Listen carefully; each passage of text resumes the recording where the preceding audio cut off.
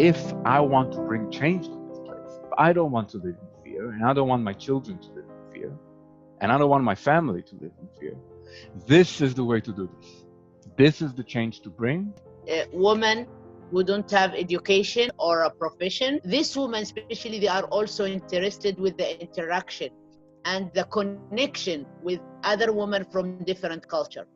Hi, I'm Steven Hoffen. I'm 12 years old and I'm from New York City.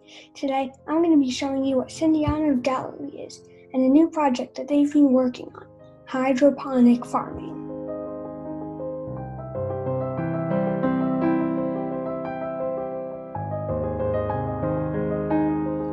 So how does a 7th grader in Manhattan get involved with innovations happening halfway across the world? Well, I'll tell you.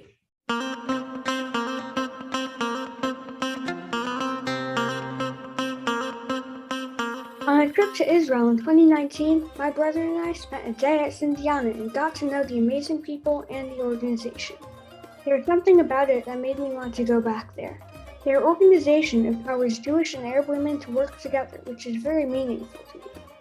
When the pandemic hit in 2020, I couldn't go visit them, but I was able to learn about their newest project, the hydroponics project. Sindiana is a non-profit organization located in the North Galilee region of Israel, in a village called Cana of Galilee.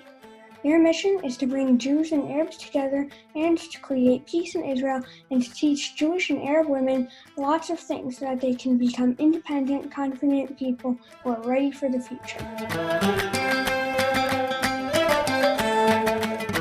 In early 2020, Sindiana started its newest project, the Hydroponics Project.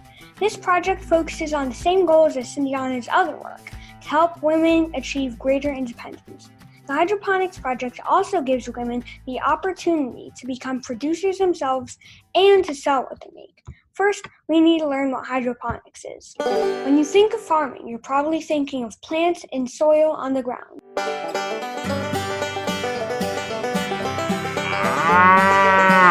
But what if I told you that there's a different way of farming, called hydroponic farming, that doesn't use any soil at all?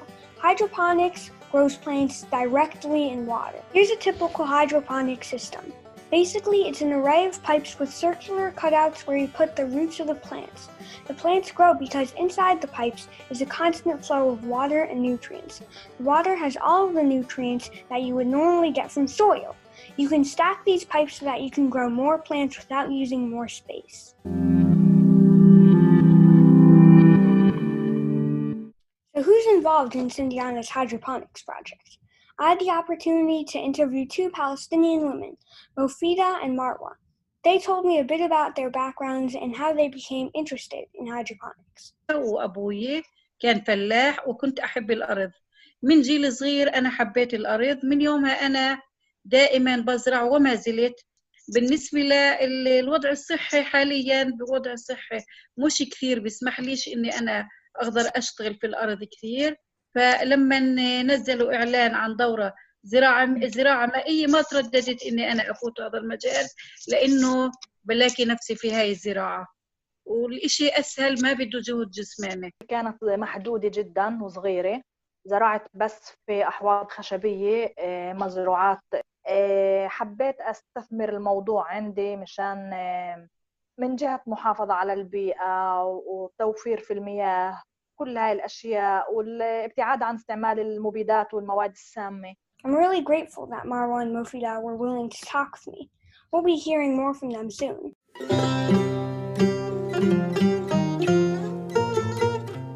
People at Sindiana think that hydroponics are really important for the future of Arab women and even the world. Reason number 1, traditional food production methods damage our environment and won't be sustainable in the long run.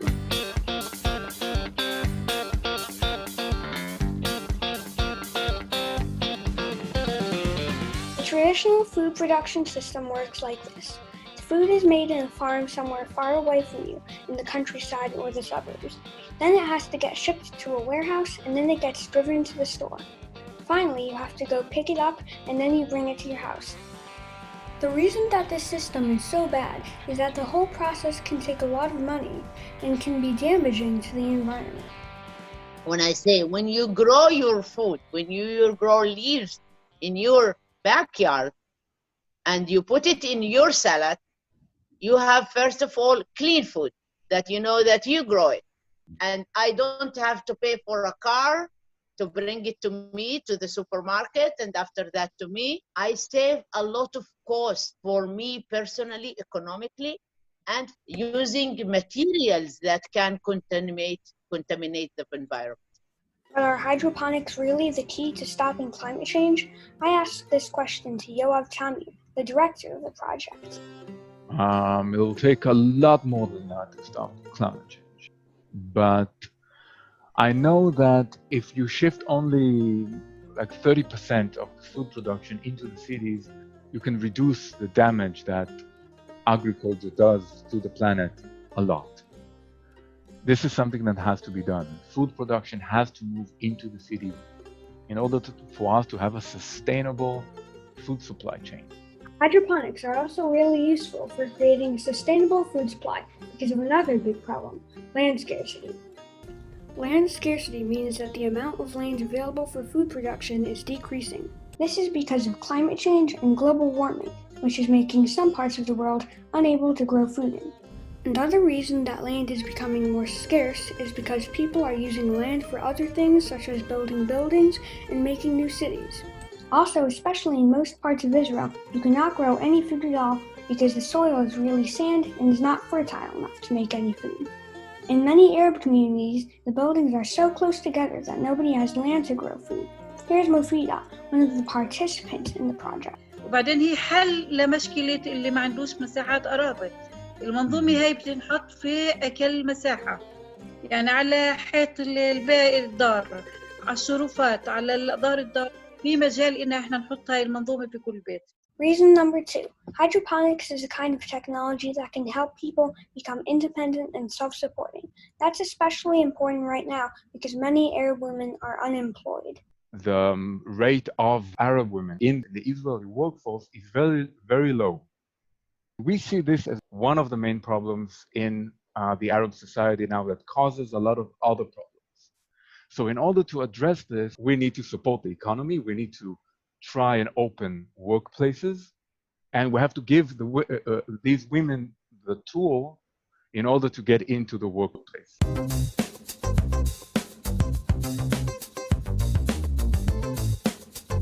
Lots of workers have also lost their jobs because of automation. With new technology, some business owners are able to replace workers with robots. This change is called automation because machines are able to do stuff automatically. Automation is good for the business owners because they have to pay fewer people and the machines might even get work done better and faster than human workers. On the downside though, a lot of people don't have jobs any longer because they are getting replaced by machines. The people who are at most risk of having their jobs eliminated are factory workers, cleaners, and others because they do mostly repetitive tasks. This is really bad because many of these workers don't have the education or skills to get a job that would be hard to be replaced by a machine. So if more and more jobs are being eliminated and more people can't find work to earn an income, how are they supposed to survive? Hydroponics can help in two main ways. One, in the short term, hydroponics can provide extra food for someone's family and supplement their income. If they have food left over, they can sell it for money and make a profit. In the long term, knowing how to make use of hydroponics will prepare people for the jobs of the future. Like Yoav said, the economy is changing. As food production moves away from the countryside and into the cities, companies will want to hire people who understand hydroponics and similar technologies. Also, there will be more demand for food from small producers who have hydroponic systems in their homes. It's even possible that at some point, people like Marwa and Mofida won't have to rely on someone else to hire them for jobs because they'll be able to run their own businesses. Reason number 3. Hydroponics can also bring Jews and Arabs together. A really important part of Sindiana's hydroponics project is developing an online platform that people can use to help each other set up their hydroponic systems and figure things out together. Where I grew up in Israel, you don't meet Arabs at all. I grew up without meeting or hearing Arabic only in the news. A platform today, an internet platform, is a very good tool to connect people who have the same interest. And it doesn't matter where they're from. And it doesn't matter what religion they are or what language they speak. You produce food, okay? So you have the same interest with other people producing food. Most of these women, they look for connection. They look for equal opportunity. And when the two communities gathering together, we discover how much we live in prejudice and how much we can, with this connection, break these borders.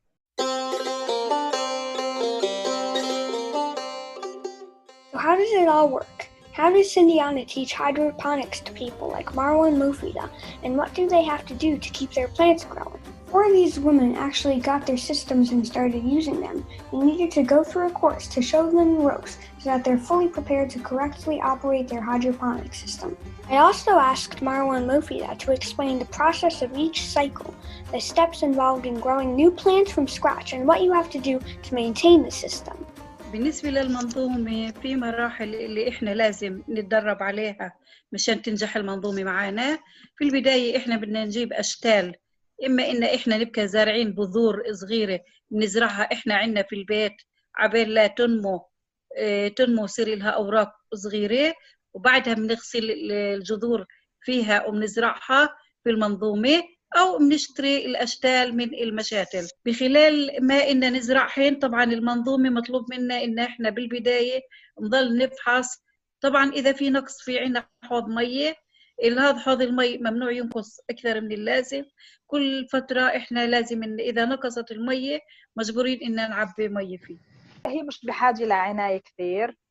دائما لازم نطلع إذا في ورق ذبلان، إذا في أي إشي مشان نعرف شو المشاكل الموجودة. كل تغييرات في الورق بيعطينا نوع مشكلة محدد. نطلع إذا في حشرات أو إذا في أشياء تضر النبتة بنبعدها، ونحاول نحافظ عليهم من درجة الحرارة المباشرة. نحاول نهيئ جو مناسب أكثر، وهاي هي متعة الواحد إنه يطلع عليهم ويشوف يتابع نسبة لما النبتة تكبر أو الثمرة تكبر. أنا بحب أشرب قهوتي هناك تقريبا كل يوم. بحب أقعد وأطلع عليها، مجرد إنه أشوفها فأنا بنبسط. Once you have some experience with hydroponics, it's actually pretty easy to operate. Right now, Sindiana's hydroponics project is still at an early stage, but like we've already heard, Sindiana has big plans for the future, including creating an online platform to connect people who are doing hydroponics. To finish up this documentary though, I want to share some clips of Mufida and Marwa talking about their goals for the future and how hydroponics is part of that. Here's Mufida. أكيد إحنا بنفتخر إن إحنا من السباقين لهيك مشروع، ونجاحنا فيه كل مرة بيكون النجاح أكثر لما بيصير عندنا خبرة أكثر وأكثر وبتنحل كل المشاكل اللي بتواجهنا.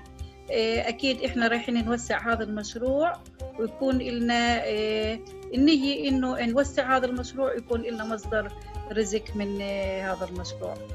ثالث إشي إن إحنا هاي فرصة إلنا إن إحنا ناكل نباتات طبيعية بدون أي مبيدات، وهذا الإشي اللي إحنا بندور عليه من ناحية صحية. الكل بيدور عليه اليوم، بده يدور على أكل صحة. يعني أنا أول مرة زرعت وانبسطت في الخس اللي طلع عندي، أهديت لأمي ولأختي. ردود الفعل اللي أخذتها من الناس اللي جربوا الخضرة اللي عندي إنه استمري، يعني إنه حاولي. يعني بتذكر فترة كان في عندي السلري، يعني جماله رهيب وكبر مليح وحلو يعني. فمن بعيد جارتنا بتسألني إنه شو هذا، وعن جد يعني مش معقول قديش الإشي بحمس إنه الواحد يكون عنده نفس المنظومة.